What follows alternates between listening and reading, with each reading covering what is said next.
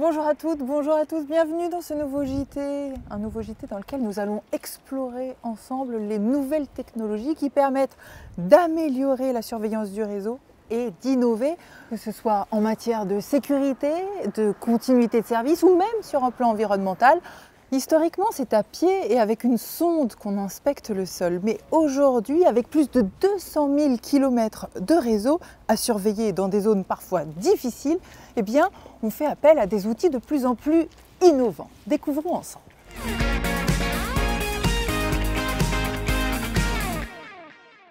Bonjour Eric Espagnol.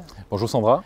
Vous êtes le référent du réseau chez GRDF, ici en région sud-ouest. Alors expliquez-nous, sur la seule année de 2021, il y a eu quand même 91 000 km qui ont été inspectés. Ça se fait à pied, ça se fait en voiture, c'est quoi la proportion? Alors ça se fait par les deux méthodes de surveillance.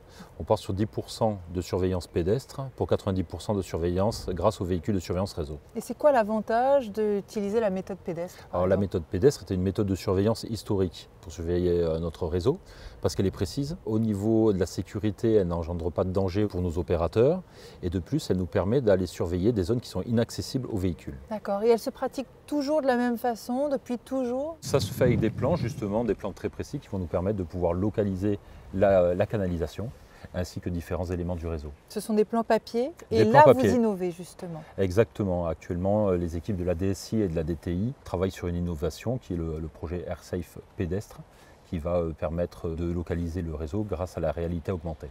Et alors cette application, comment elle va fonctionner en fait? Alors cette application, elle sera sur smartphone ou sur tablette et va nous permettre de visualiser virtuellement les canalisations ainsi que leur emplacement précis. Cette application aura pour avantage de supprimer nos plans papier, de pouvoir faire remonter au fil de l'eau les différents éléments du terrain, que ce soit par annotation vocale, par prise de photo ou alors directement en écrivant dans l'application. Et surtout ce qui est intéressant, c'est qu'à l'issue d'une surveillance, on va pouvoir voir un bilan de notre surveillance et faire ressortir les canalisations qui auront été surveillées et celles qui ne l'auront pas été. Et donc ça, c'est pour les 10% du pédestre. Donc ça veut dire qu'il y a 90% qui se font au travers de véhicules, c'est ça? C'est ça, tout à fait. Et c'est en train d'évoluer aussi. Exactement. Je veux voir ça. On peut y aller.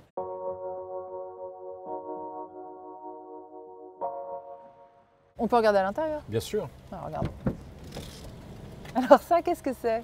Donc ça, c'est le bloc métrologique. Grâce à une pompe, on va aspirer l'air ambiant lorsque le véhicule est en surveillance, grâce à des sondes de prélèvement qui sont sous le pare-choc. Donc quand il tourne dans la rue? Exactement. D'accord. Et donc cet air-là, qui est prélevé à l'avant du véhicule, va être filtré et va rentrer dans un détecteur laser.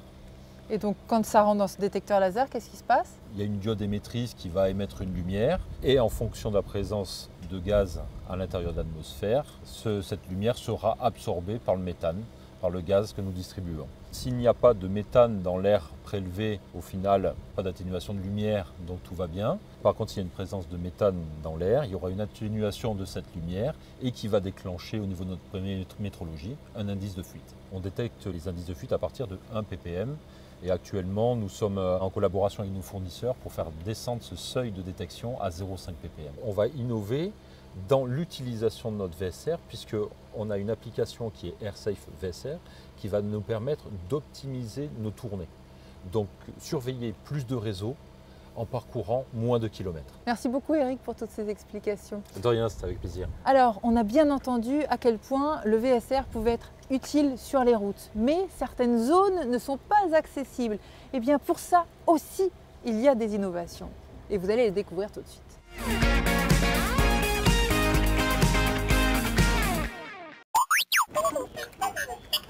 Bonjour Benjamin Talon, qu'est-ce que c'est un robot ça? Alors non, c'est un droïde, c'est un robot mobile autonome, un véhicule électrique qui est capable de porter des charges pour aider les personnes en ville. Mais c'est quoi la différence avec un robot? Alors le robot, c'est la machine qu'on trouve dans les usines par exemple. Là, on est sur un véhicule, donc il y a 4 motrices qui est complètement électrique, qui va être capable de se déplacer en ville en portant des charges jusqu'à 600 kg. Ce modèle-là, c'est 150 kg et qui va être capable d'interagir avec les humains autour de lui. C'est pour ça qu'il a ces petits yeux qui font des clins d'œil tout mignons, c'est pour le rendre plus attachant? Oui, tout à fait. L'objectif, c'est les yeux, la voix, la forme du robot, c'est de faire en sorte qu'il soit accepté à la fois par les personnes qui vont utiliser le robot, mais aussi les personnes qui sont autour du robot. C'est très important, cette notion d'acceptabilité. Bien sûr. Et par rapport au VSR qu'on vient de voir, c'est quoi la différence? Alors le VSR, c'est le gros véhicule qui va porter un ensemble de capteurs, de moyens de mesure sur la route. Là, on est sur un véhicule qui va lui porter les mêmes capteurs, les mêmes moyens de mesure, mais dans un modèle réduit, donc il va être capable de passer dans des endroits où le VSR aujourd'hui n'a plus accès. Alors celui-ci, on peut l'utiliser dans quel cas en fait? On va l'utiliser principalement sur les centres-villes, donc les zones piétonnes, les zones faibles émissions par exemple, partout où les véhicules ne peuvent pas accéder. Donc le but, c'est d'aller au plus près de là où sont les zones d'intervention, là où il y a des conduites de gaz à surveiller. Donc si je comprends bien, ça ne remplace pas l'humain, c'est ça? Non, l'objectif n'est pas du tout de remplacer l'humain, l'objectif c'est de l'aider dans ses déplacements, dans le port de charge. Donc en l'occurrence, là on est sur un véhicule autonome, c'est-à-dire que c'est un véhicule qui va cartographier l'environnement dans lequel il va se déplacer.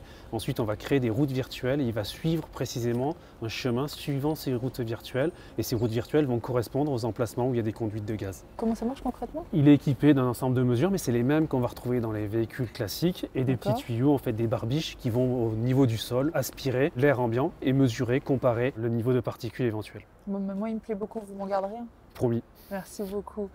La surveillance du réseau enterré, on comprend bien, est largement servie par l'innovation, mais levez un peu les yeux au ciel.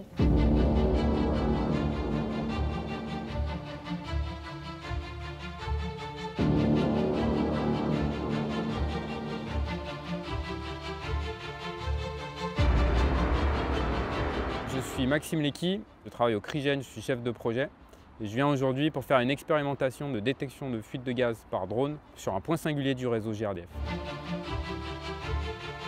Le drone qui est dédié à la recherche de fuite, c'est un drone qui est déjà homologué pour opérer en ville, donc il a notamment des parachutes pour des raisons de sécurité, qui a une autonomie importante également, donc de l'ordre de 30-40 minutes on va dire de vol. Donc ça permet quand même de couvrir des distances relativement importantes dans un laps de temps relativement court. Et il est équipé d'un capteur de détection de gaz qui fonctionne avec un faisceau laser. Et donc en fonction de la lumière qui va être plus ou moins absorbée le long de ce faisceau laser, le capteur va être en mesure de détecter une concentration anormalement élevée de gaz, signe avant-coureur d'une fuite. On fait le test du laser pour vérifier que le capteur détecte bien le gaz. On a 24% de méthane avec le reste en azote, signe d'une fuite potentielle. L'intérêt pour GRDF de faire appel à ce genre d'outils, c'est qu'on a moins de matériel à mettre en œuvre, c'est beaucoup plus rapide.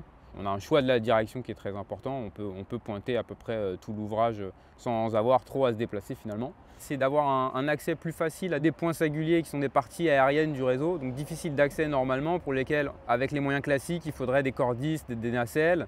Là avec le drone, on n'a pas besoin de couper la circulation, on est plus rapide à mettre en œuvre, on a moins de matériel à déplacer. Il y a un gain économique, un gain de performance on va dire, mais il y a un gain de sécurité également puisqu'il n'y a plus de travaux en hauteur.